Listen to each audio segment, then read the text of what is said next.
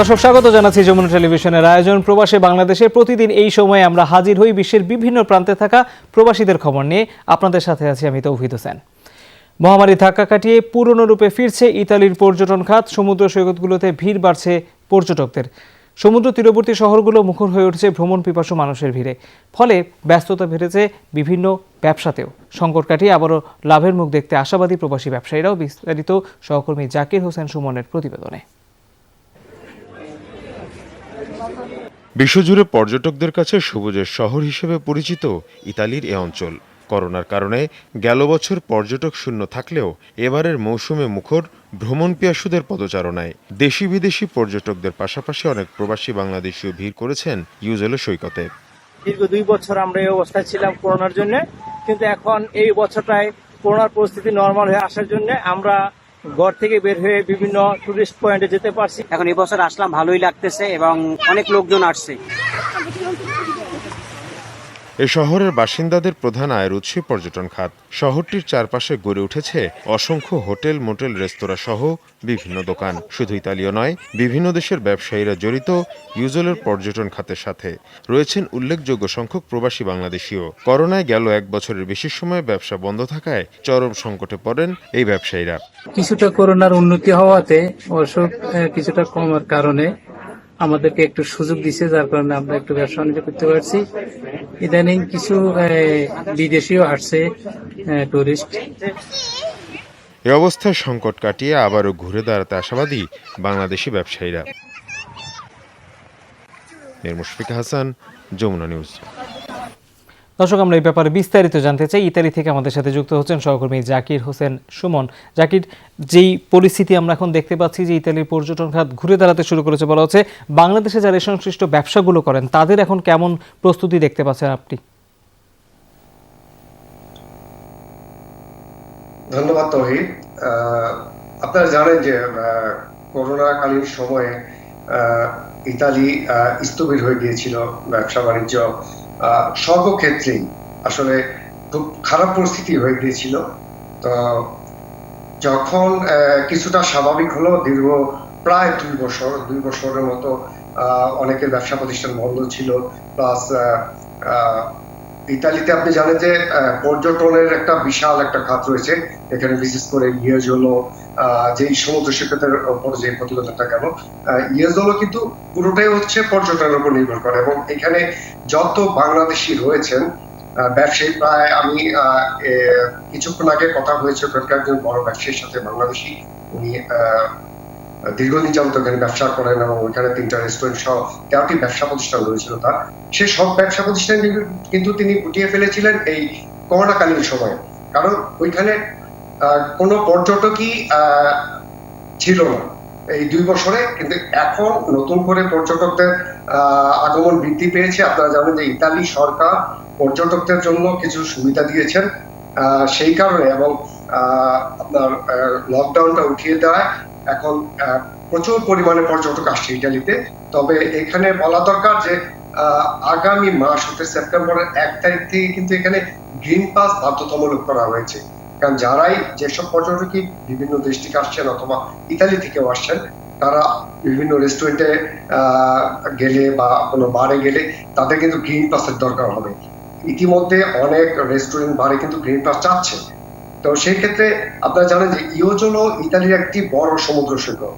তো সেইখানে প্রতি বছরে আপনি 3 মাস, বিশেষ করে জুলাই, আগস্ট, সেপ্টেম্বর, এই 3 মাস কিন্তু ওইখানে মোটামুটি প্রায় 1 কোটির কাছাকাছি পর্যটকের আগমন ঘটে। তো আরেকটি বিষয় আমি জানিয়ে রাখতে চাই যে আপনি জানেন যে ইতালির পর্যটন নগরীর মধ্যে ভেনিসও কিন্তু একটি বড় একটি পর্যটন শহর। তো এইখানে কিন্তু একটি, আমি যতটুকু জানতে পেরেছি, এখানে একটি টাওয়ার তৈরি হচ্ছে। যে টাওয়ারটি সম্পূর্ণ করা হচ্ছে পর্যটকদের জন্য, তাদের আকৃষ্ট করার জন্য। সেখানে সব রকমের পর্যটকদের সুযোগ সুবিধা রাখা হচ্ছে। তো সুমন, আরেকটি বিষয়, যে গ্রিন পাসের কথা আপনি বলছিলেন, এই গ্রিন পাসকে ঘিরে তো বিভিন্ন বিক্ষোভ টিক্ষোভ হয়েছে। তো ব্যবসায়ীরা যেই আঙ্গিকে, বাংলাদেশের ব্যবসায়ীরা যেভাবে ঘুরে দাঁড়াতে চাইছেন, ততটা আসলে তারা দিন শেষে পারবেন কিনা? কারণ সেই ক্ষেত্রে এই ধরনের রেস্ট্রিকশন থাকলে তো দেখা যাবে যে পর্যটকদের আনাগোনা কাঙ্ক্ষিত সংখ্যার থেকে কম হচ্ছে, তখন তারা কি করবেন? আসলে মূল ব্যাপারটা হচ্ছে যে গ্রিন পাসের জন্য যেই আন্দোলনটা হয়েছে, এখানে বিক্ষোভটা হয়েছে, সেটা কিন্তু সীমিত সংখ্যক লোকের। কারণ ইতালির যারা ইতালিয়ান আছেন, অধিকাংশ মানুষই কিন্তু চাচ্ছেন যে করোনা যাতে তাড়াতাড়ি চলে যায়, বা তারা যে নিয়মগুলো দিয়েছে সরকার, সেই নিয়ম মাফিকই কিন্তু চলছে। পাশাপাশি প্রবাসী বাংলাদেশিরাও কিন্তু চলছে সেই নিয়ম অনুযায়ী। আপনি দেখেন যে প্রবাসে ইতালিতে যেসব ব্যবসায়ীরা ব্যবসা শুরু করেছিল, করোনার কারণে অনেক রেস্টুরেন্ট কিন্তু বন্ধ হয়ে গিয়েছিল, অনেকেই কিন্তু নতুন করে আবার ব্যবসা শুরু করছে বাংলাদেশিরা। আপনি দেখেন যে এরই মধ্যে এই নতুন করে যখন লকডাউনটা তুলে নিল, এর পরে কিন্তু বাংলাদেশি ব্যবসা প্রতিষ্ঠানের সংখ্যা বৃদ্ধি পাচ্ছে। আপনি দেখেন যে আলিমেন্টারি, মিনি সুপার মার্কেট, তারপর ট্রাভেল এজেন্সি, মানি ট্রান্সফার কিন্তু প্রচুর পরিমাণে বৃদ্ধি পেয়েছে। আবার নতুন করে কিন্তু রেস্টুরেন্ট গুলো খুলতে শুরু করেছে। তবে বেশিরভাগ ইতালিয়ানই মনে করে যে গ্রিন পাসটা আসলেই জরুরি, কারণ তাদের জীবনটাই হচ্ছে সবার আগে। সুমন, ধন্যবাদ আপনাকে। দর্শক, আমরা ইতালি থেকে সেখানকার পর্যটন খাত খুলে দেওয়া হয়েছে, বাংলাদেশি ব্যবসায়ীদের সেখানকার বাস্তবতা এবং সেখানকার তাদের অভিজ্ঞতা সম্পর্কে আমরা জানছিলাম। লিসবন সিটি কর্পোরেশনের নির্বাচনে মনোনয়ন পেয়েছেন পর্তুগালের বাংলাদেশের কমিউনিটির সদস্য রানা তাসলিম উদ্দিন। তিনি দেশটির ক্ষমতাসীন দল পর্তুগিজ সোশ্যালিস্টের হয়ে মিউনিসিপ্যাল অ্যাসেম্বলির সদস্য পদে প্রার্থিতা করবেন। সম্প্রতি লিসবনে কমিউনিটি সদস্যদের উপস্থিতিতে নিজের প্রার্থিতা ঘোষণা করেন রানা তাসলিম উদ্দিন। তিনি বলেন, এটি শুধু তার নয়, প্রিয় মাতৃভূমি বাংলাদেশেরও মনোনয়ন। কমিউনিটি সবার উপস্থিতি ও সার্বিক সহযোগিতা কামনা করেন তাসলিম। আগামী 26 সেপ্টেম্বর পর্তুগালে একযোগে সবকটি সিটি কর্পোরেশনের নির্বাচন অনুষ্ঠিত হবে। এর আগে গত 23 জুলাই লিসবনের মেয়র ডক্টর ফার্নান্দো মেদিনা সকল প্রার্থীর নাম ঘোষণা করেন। 21 আগস্ট গ্রেনেড হামলায় নিহতদের স্মরণে ইতালি মহিলা আওয়ামী লীগের উদ্যোগে আলোচনা সভা অনুষ্ঠিত হয়েছে। এতে সভাপতিত্ব করেন উম্মে হানি চৌধুরী এবং সঞ্চালনায় ছিলেন নয়ন আহমেদ ও শারমিন আক্তার। সভায় প্রধান অতিথি ছিলেন ইতালি আওয়ামী লীগের সাধারণ সম্পাদক হাসান ইকবাল। এ সময় বক্তারা বলেন, আওয়ামী লীগ ও বাংলাদেশকে নেতৃত্ব শূন্য করতে বিএনপি জামাত জোট সরকার রক্তাক্ত 21 আগস্ট সৃষ্টি করে। পরে নিহত সকলের আত্মার মাগফিরাত কামনা করে দোয়া করা হয়। চরম অনিশ্চয়তায় দিন কাটছে মালয়েশিয়ার প্রবাসীদের। করোনার প্রভাব পড়েছে মালয়েশিয়ার অর্থনীতিতে, ফলে অনেক প্রবাসী এরই মধ্যে চাকরি হারিয়েছেন, আবার অনেকেই চাকরি থাকলেও বেতন পাচ্ছেন না। দেশের সব কার্যক্রম স্বাভাবিক করতে লকডাউনে কিছুটা শিথিলতা এনে টিকা কার্যক্রমে জোর দিয়েছে মালয়েশিয়া সরকার। সংশ্লিষ্টরা জানিয়েছেন, সম্পূর্ণ ডোজ টিকা নিলে কর্মীরা কাজে যোগ দিতে পারবেন। তবে দীর্ঘদিনের লকডাউনে এরই মধ্যে বড় ক্ষতির মুখে পড়েছে দেশটির সব খাত। বন্ধ হয়ে গেছে অনেক কলকারখানা। এতে বিপাকে পড়েছেন বাংলাদেশি শ্রমিকরা। দেশটিতে কর্মরত বেশ কয়েকজন শ্রমিক জানিয়েছেন, চাকরি হারানোর কারণে তারা বাড়িতেও টাকা পাঠাতে পারছেন না।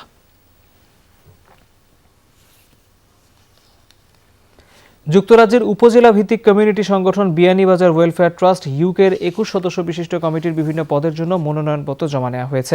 3 সদস্য বিশিষ্ট নির্বাচন কমিশন তাদের মনোনয়নপত্র জমা নেয়। এই সময় উপস্থিত ছিলেন ট্রাস্টের বর্তমান সভাপতি দেলোয়ার হোসেন ও সাধারণ সম্পাদক মাহবুব আহমেদ রাজু। সভাপতি পদে রহিমউদ্দিন, সাধারণ সম্পাদক পদে দিলওয়ার হোসেন এবং কোষাধ্যক্ষ পদে আব্দুল শফিক মনোনয়নপত্র জমা দিয়েছেন। মনোনয়ন প্রত্যাহারের শেষ দিন 29 আগস্ট। পরে যাচাই বাছাই শেষে 30 আগস্ট চূড়ান্ত প্রার্থী তালিকা ঘোষণা করবে নির্বাচন কমিশন। আগামী 12 সেপ্টেম্বর সংগঠনটির দ্বিবার্ষিক সাধারণ সভা ও নির্বাচন আহ্বান করা হয়েছে।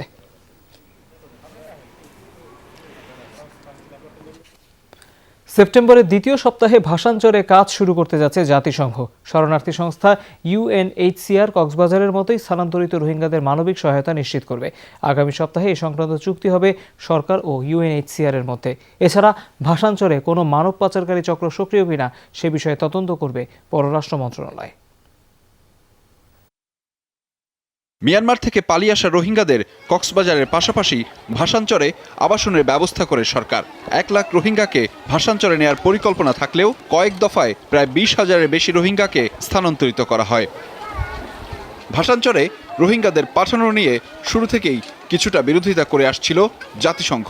তবে অবশেষে সেখানে রোহিঙ্গাদের সহায়তা দিতে রাজি হয়েছে তারা।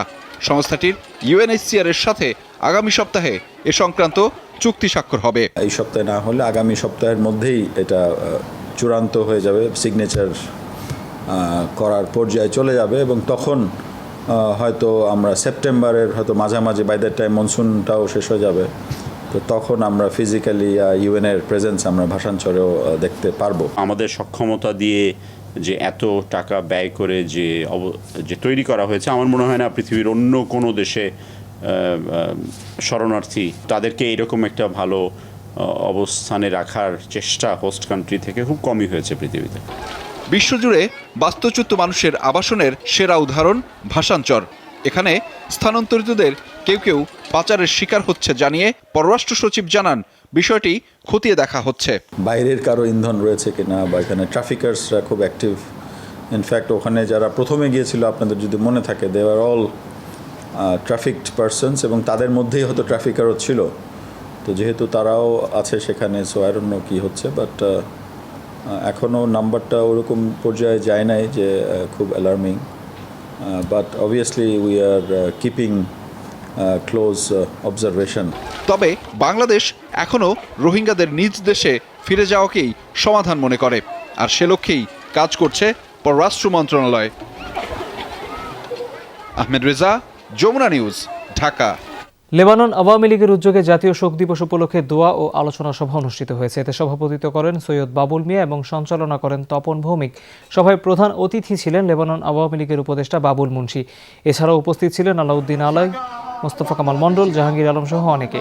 এ সময় বক্তারা 15ই আগস্টের হত্যাকাণ্ডে জড়িত সাজাপ্রাপ্ত পলাতক আসামিদের দ্রুত দেশে ফিরিয়ে এনে রায় কার্যকরের আহ্বান জানান। বঙ্গবন্ধুর জন্ম শতবার্ষিকী উপলক্ষে বাংলাদেশ ক্রীড়া সংস্থা ইতালির উদ্যোগে দেশটিতে আয়োজিত হচ্ছে Bangabandhu gold cup football tournament উপলক্ষে মতবিনিময় সভার আয়োজন করা হয়। এতে সভাপতিত্ব করেন মোহাম্মদ জসিমউদ্দিন এবং পরিচালনা করেন আব্দুর রশিদ। এ সভায় উপস্থিত ছিলেন ইতালিতে অবস্থিত বাংলাদেশ দূতাবাসের কাউন্সিলর ইরফানুল হক। এছাড়া উপস্থিত ছিলেন আবু তাহির সহ ক্রীড়া সংস্থার নেতাকর্মীরা। এ সময় 8টি দলের নাম ঘোষণা করা হয়। 2 গ্রুপে ভাগ হয়ে টুর্নামেন্টে এই দলগুলো অংশ নেবে। 1000 মাইল দূর থেকে এসে অবশেষে সন্তানের দেখা পেলেন জাপানি মা। রাজধানীর তেজগাঁওয়ে ভিকটিম সাপোর্ট সেন্টারে পরম মমতায় তাদের বুকে টেনে নিলেন নাকানো এরিকো। বাংলাদেশি জাপান দম্পতির বিচ্ছেদের পর 2 সন্তান কার কাছে থাকবে তা গড়িয়েছে আদালত পর্যন্ত। আপাতত সকাল থেকে দুপুর পর্যন্ত মা এরিকো এবং দুপুর থেকে রাত পর্যন্ত বাবা শরীফের সান্নিধ্য পাবে 2 শিশু। আদালতের নির্দেশে বাংলাদেশি জাপানি দম্পতির সন্তান লায়লা ও জেসমিন 31 আগস্ট পর্যন্ত তেজগাঁওয়ের ভিকটিম সাপোর্ট সেন্টারেই থাকবে। তাদের বাবা বাংলাদেশি ইমরান শরীফ এবং মা জাপানি নাকানো এরিকো। মা এরিকো সকাল 8টা থেকে 2টা এবং বাবা ইমরান শরীফ 2টা থেকে 8টা পর্যন্ত সন্তানদের সময় দেবেন। মঙ্গলবার সকালেই তাই বাবা মা এসে হাজির ভিকটিম সাপোর্ট সেন্টারে। Let's see. I'm just very happy. Thank you so much. I really appreciate everyone's support. Imran শরীফের দাবি, সন্তানদের কথা ভেবে স্ত্রীর সঙ্গে যোগাযোগ করার চেষ্টা করছেন তিনি। 2 দিন আগে থেকে এই কাণ্ড শুরু হওয়ার আগেও আমি কোনো উত্তর পাইনি। তো আমি কি করতে পারি? আমি চেষ্টা তো করে যাচ্ছি এবং আমার মনে হয় সবচেয়ে ভালো হচ্ছে বাচ্চারা যা চায়। বাবা মা দুজনেই চান তাদের সন্তানদের নিজেদের কাছে রাখতে।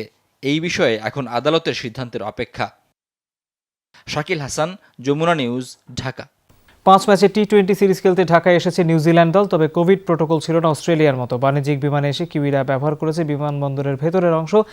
দেশ ছাড়ার আগে এই দেশের কন্ডিশনের চ্যালেঞ্জ নিয়ে সাফল্যের প্রত্যয় জানিয়েছেন কিউই স্পিনার এজাজ প্যাটেল। যে দেশে একজন করোনা রোগী শনাক্তের পর পুরো দেশ লকডাউন দেয়, সে নিউজিল্যান্ডের এমন সময় বাংলাদেশ সফর আলাদা গুরুত্বের। ঠিক বেলা 12টায় ঢাকায় নামে টম ল্যাথামের নেতৃত্বে কিউই দল। 13 ক্রিকেটারের সাথে 7 কোচিং স্টাফ। তবে অস্ট্রেলিয়ার মতো কোনো চার্টার প্লেনে না, তারা ব্যবহার করেছে বাণিজ্যিক বিমান। অজিরা প্লেন থেকে নেমেই বাসে উঠে গিয়েছিল হোটেলে, কিন্তু কিউইরা বিমানবন্দরের ভেতর দিয়েই বাইরে আসে। তবে ইমিগ্রেশনে ছিল বিশেষ ব্যবস্থা। একেবারে তরুণ আর অচেনা দল হলো এদেশ নিয়ে ক্রিকেটারদের বাড়তি আগ্রহ ছিল চোখে পড়ার মতো। বাসের জানালার ফাঁক দিয়ে ভিডিও করছিলেন অনেকেই। করোনার ভয় তো আছেই, তার থেকে বড় ভয় এদেশের কন্ডিশন। তবে স্পিনিং কন্ডিশনেই পাল্টা আঘাত করতে চান বাঁহাতি স্পিনার এজাজ প্যাটেল। উপমহাদেশের কন্ডিশন সবসময় নিউজিল্যান্ড, অস্ট্রেলিয়া, ইংল্যান্ডের মতো দলগুলোর জন্য কঠিন হয়। আমরা জানি ঘরের মাঠে তারা অনেক শক্তিশালী দল।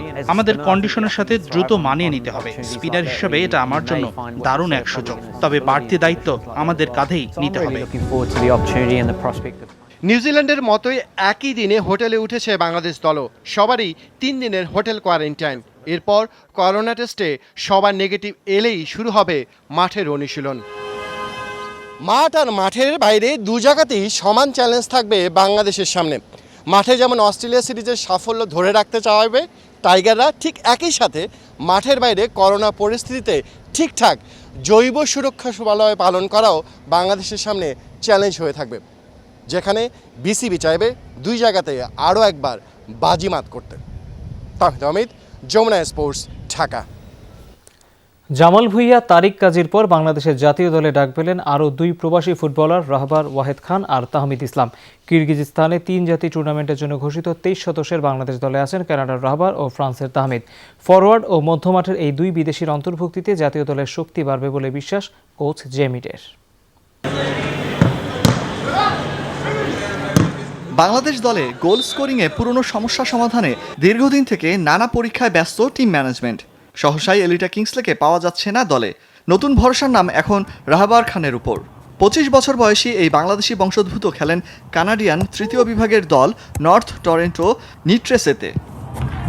কিরগিজস্তানের 3 জাতি আসরের জন্য ঘোষণা করা বাংলাদেশ দলে আছেন আরেক প্রবাসী তাহমিদ ইসলাম। মাঝমাঠের এই ফুটবলারের বাস ফ্রান্সে, খেলেন দেশটির 3য় বিভাগের দল স্পোর্টিভ সিনতে আনাতে। রাহবার তাহমিদদের অন্তর্ভুক্তিতে জাতীয় দলের শক্তি বাড়বে বলেই বিশ্বাস হেড কোচ জেমিডের। আমি বেশ কিছুদিন ধরে ওদের উপর নজর রেখেছি, ভিডিওগুলো পর্যবেক্ষণ করেছি। আমার কাছে ওদের বেশ স্কিলফুল মনে হয়েছে। ওদের একজন ফরওয়ার্ড লাইনে দারুণ খেলে, আরেকজন অ্যাটাকিং মিডফিল্ড পজিশনে। আমার বিশ্বাস ওদের পেলে বাংলাদেশের স্কোরিং সমস্যা কিছুটা হলেও দূর হবে। 2 প্রবাসীকে সহ 3 জাতির টুর্নামেন্টের জন্য 23 সদস্যের দল ঘোষণা করেছে বাফুফে। ইনজুরি কাটিয়ে দলে ফিরেছেন বিশ্বনাথ ঘোষ, সাদউদ্দিন, আতিকুজ্জামান, গোলরক্ষক মিতুল মার্মা। সেই সাথে দীর্ঘদিন পর ডাক পেয়েছেন রেজাউল করিমও। তবে ফিটনেস ইস্যুতে দলে জায়গা হয়নি জীবন ও বাদশার, আর ফর্মহীনতায় নেই সুমন রেজা। 3 জাতি এই টুর্নামেন্ট আমাদের জন্য খুবই গুরুত্বপূর্ণ, কারণ আমাদের সামনে সাফ চ্যাম্পিয়নশিপ। আমাদের মূল লক্ষ্য ওটাই, চ্যাম্পিয়ন হতে হলে এখানে ভালো করতে হবে। দলটাও এই পরিকল্পনা করে সাজানো হয়েছে। অনেকেরই সুযোগ হয়নি স্কোয়াডে, তবে যারা লিগে ভালো করেছে তাদেরই নেওয়া হয়েছে। আগামী 28 আগস্ট 3 জাতি টুর্নামেন্ট খেলতে কিরগিজস্তান যাবে বাংলাদেশ। সেখানেই দলের সাথে যুক্ত হবেন 2 প্রবাসী ও বসুন্ধরা কিংসের ফুটবলাররা। অলক হাসান, যমুনা স্পোর্টস, ঢাকা। দর্শক, এই ছিল প্রবাসী বাংলাদেশে। এতক্ষণ সাথে থাকার জন্য ধন্যবাদ সবাইকে।